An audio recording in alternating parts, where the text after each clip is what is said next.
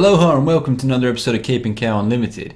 This is the place for everything superhero and all that's awesome in between. I'm your host Alex Burns and I'm joined with Stephen Carter. Hello. Today we're talking about something this guy is very excited about indeed. The Deadpool movie. Yes.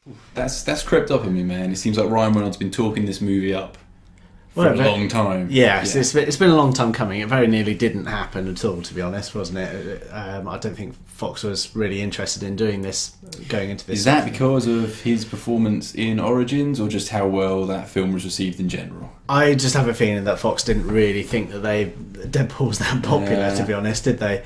I mean, they kind of made a botch job of it in the Origins film, didn't they? Yeah, well, to be honest, I don't know much about Deadpool. I know he's like part of Team Red or whatever that is, you know, that sort of Spider-Man, Daredevil sort of array of fanboy fun, where he's kind of one of those sort of characters. I know he's got the whole Wolverine healing factor as well. Yep. He's like indestructible and he looks totally disgusting under the mask as well. Yes. Okay. That because of the cancer. Yeah. Oh, he's got cancer. Yeah. Oh, yeah, now I'm remembering the trailer. Yeah, Deadpool, I'm not up on whatsoever, but okay, so sell me this movie, man. Why is this going to be awesome?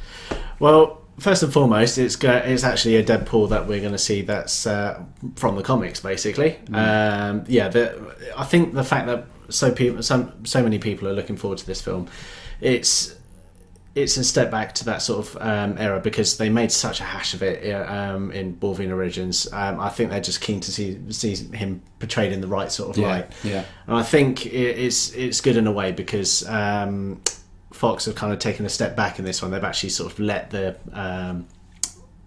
creative team sort of actually come up with something, rather than try and have too many fingers in the pie sort of thing, and be interested in all these toy sales and stuff.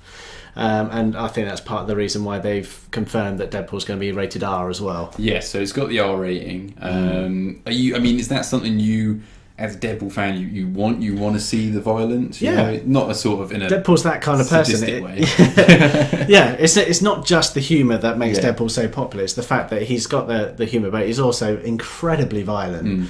When it comes to it, I mean, someone who comes in brandishing, automatic weapons and also katanas and things like that, it's going to be messy. And you can't really have like a PG-13 or something like that and expect it to come off in the same right. Really. Yeah, it's almost like they kind of got away with it in the X-Men movies with Wolverine's claws, but he was still stabbing people up, and the X-Men 2 scene in particular, I remember when he's going through the mansion. That always stuck with me. But then again, there's never been sort of like, he's pulled them out and they've sort of been like blood streaming down or anything like that. He did have some of that when he was escaping Weapon X, but they sort of greened it up so he was covered in green blood. Do you know what I mean? Yeah. So they did that, but I see what you mean. Yeah, he's not a hero or Mr. Altruistic. He's an anti-hero. He's out to save himself. Yeah, it's very much a different kind of, like the trailer suggests, it's a very different kind of hero this time. It seems like almost like a good old-fashioned revenge movie sort of thing. These people have done him wrong. He thought he was going to be, have his life saved and everything from all this terminal cancer. And they screwed him over basically, and he's just out to get them back, really. And we've got some X-Men actually making an appearance as well. Yeah, so we've got Colossus, not in the form that you know already, because we've had the Chrome one from the original series, but this one again. He's Russian in this as well. Yep, he's back to being Russian, which is good. The confusing world of the X-Men movie universe just gets even weirder. Continuity, yeah. But I mean, it's just bizarre. If they're looking to link that in, that's just going to be so jarring, isn't it? Imagine if they release a Deadpool and X-Men box set, 20 years from now, and Deadpool's hopefully had 4 or 5 movies, and it's like, why does Colossus just change nationalities? Why not? But I'm looking forward to seeing that kind of character. There's that. She's got a weird name, Negasonic. Negasonic Teenage Warhead. He's got that written down because I can't remember that. I've never heard of her from the comics either. No, I mean, she's more of a fringe character. Yeah. She's never been sort of a main thing, but someone who has a lot of sort of momentum powers and everything like that, force field sort of thing. She's taking down Gino Gennaro in the trailer. That was it's cool. I mean, I'm wondering what I mean, I know he's taken down the dudes who created him, but how is this going to fit into the wider X-Men universe, do you think? To be honest, I don't think they're going to make it go that far. I think it's going to have it's mainly a standalone film. I know they're going to try and fit in things. I know Ryan Reynolds has expressed a lot of interest in Hugh Jackman making a Wolverine appearance. Hugh Jackman's been a bit mum on that, has he? Oh yes. Yeah, he's I'm Wolverine. I think all we've had so far is obviously Wolverine with his claws up and a little Deadpool thing sort of dancing alongside. Sort of thing. That's as far as it's got. I think it's a lot of excitement, but I'd love to see something like that happen. It's almost like the naughty stepchild, the Deadpool movie, sort of the X-Men world. And I don't know if maybe Fox are reluctant to try and associate themselves too much. Not because it's going to be a bad film, but it's going to be so different to what's coming in X-Men Apocalypse, which is super serious, superhero, you know. Exactly. It's going to be taken in a completely different light. I mean, it's one of the... I mean... Deadpool can break the fourth wall, to be honest. So you can't really get too involved in the plot. It's like when you think back to the game that came out a couple of years ago.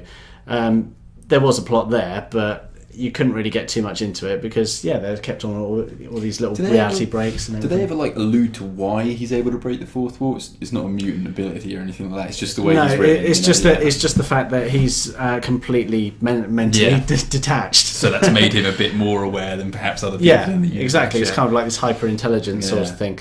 But he's never been sort of able to stay on the same page. You can see it in the comics as well, where his imagination just goes off on one. Yeah. And it can almost hamper him in certain ways because he thinks he's fighting this fantasy giant thing, and then it turns out he's actually getting his ass handed to him. So it's quite. I mean, he's got I think movie-wise, he's got a similar appeal that the Joker has. You know, just this complete over-the-top character. You know, I mean, Joker in the comics has broke the fourth wall every now and then. You know, he's addressed the reader directly and stuff. So I think there's a potential there for Deadpool to become quite an iconic movie character. You know, he's in a full costume as well. I love that.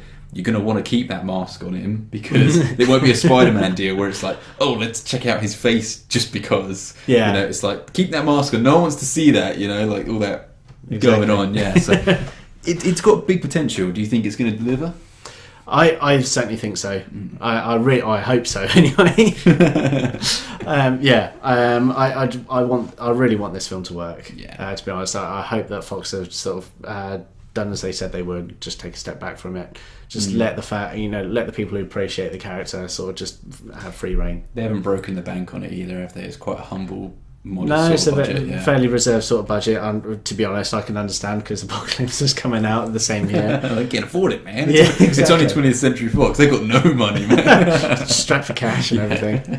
But I can imagine it could be really pretty reserved. But it's a lot of it depends on the reception, how it's received and everything.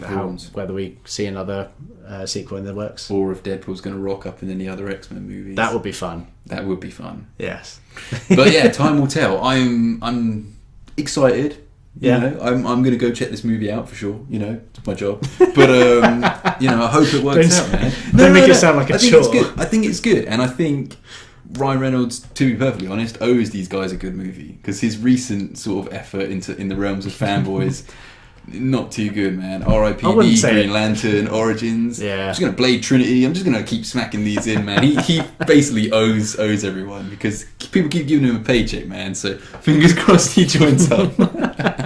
But we'll keep you guys informed on everything Deadpool.